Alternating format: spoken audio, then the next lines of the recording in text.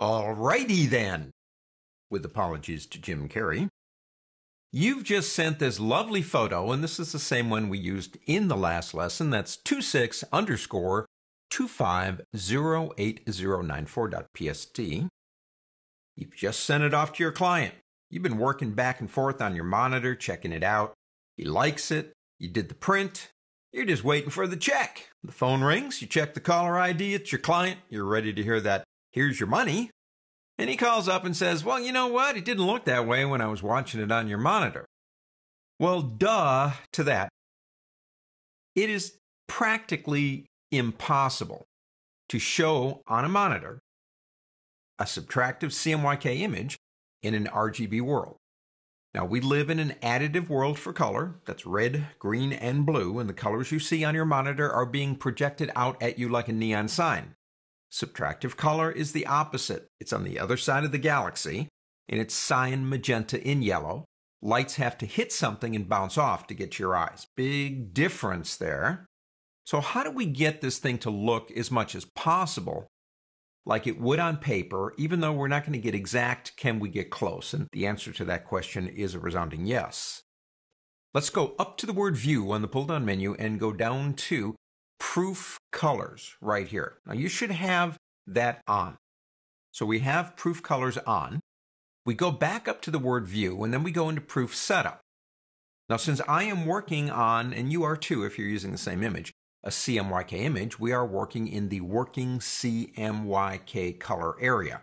So what you're seeing on the screen right now should be pretty close to what it's going to look like when it prints. However, what if we're working in a different area? Now, you've got Legacy Macintosh RGB Gamma 1.8. Now, watch the image. I know it's covered, but keep an eye on that when I change it. You see it change? It got lighter.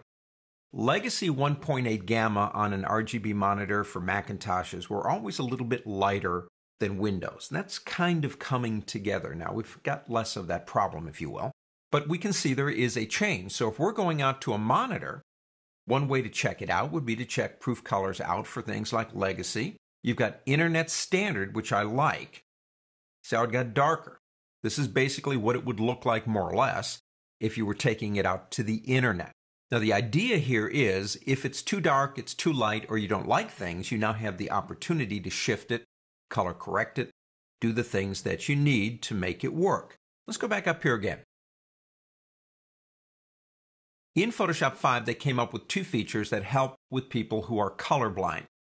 Please don't ask me to pronounce these names over here, but this one deals with people that have an adversity toward red, and this one is toward green.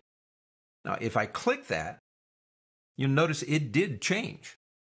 And if I go back up again and go into the green one, it changed again. What we're trying to do, I suppose, is just try to be everything to everyone. We're trying to make the image as good as possible. Remember, though, this is called a soft proof. There's nothing that's changed yet. We're just observing what we think it should be. Now, let me show you this. Let's go back up to View and go into Setup and go back to Working CMYK. So theoretically, this is what it would look like very closely if we ran it on a 4-color press and the planets were aligned and everything is perfect. It should look pretty much like this. But the problem is there are colors in here that might be what is defined as out of gamut. Now, what gamut is the range of a press, the range of the colors in CMY as opposed to RGB. We are looking at this almost like looking at a neon sign. It's projecting at us. CMYK cannot produce the saturation and that livid vibrancy of the colors on a piece of paper. So we want to see what colors in this image are not really going to make it over into CMYK. And so we go up to the word View and we go down to Gamut Warning. Now remember, you want Proof Setup at CMYK. If we go in here, look at all those areas that turned gray. Let me undo that. And you can see they're turning gray. What is that?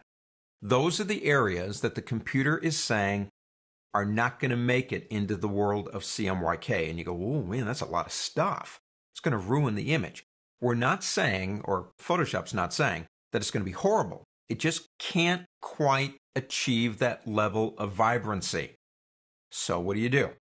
Well, we could do a couple of things.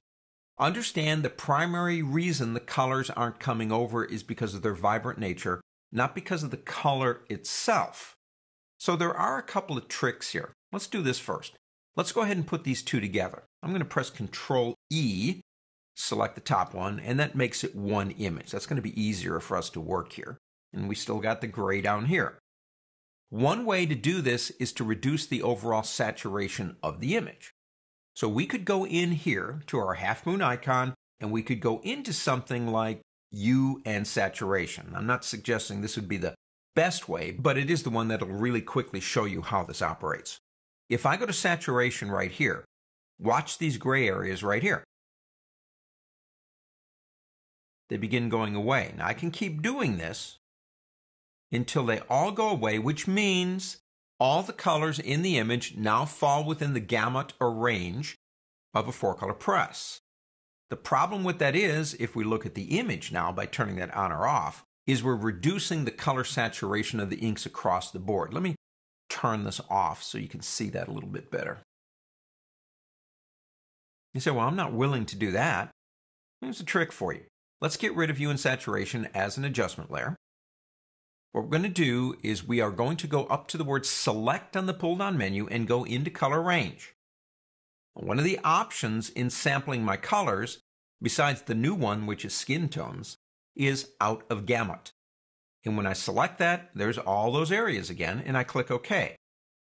That creates a selection of those areas and just those areas. Now, let's go into hue and saturation. We have a mask, and the mask will only change the areas that are in white. If we come back out again, and let's go into our view for gamut warning, come back into the area for hue and saturation, and we will lower those areas until they basically go away. Say like that. Collapse this down. Let's go ahead and turn off gamut. We don't need it anymore. And if I turn this on and off, you'll see, although some of those areas have lost that vibrancy, the majority of the image still retains that really good color that we like. So when we're working with soft proofs, we can really get a good idea of what it's going to be before it grows up to be a print.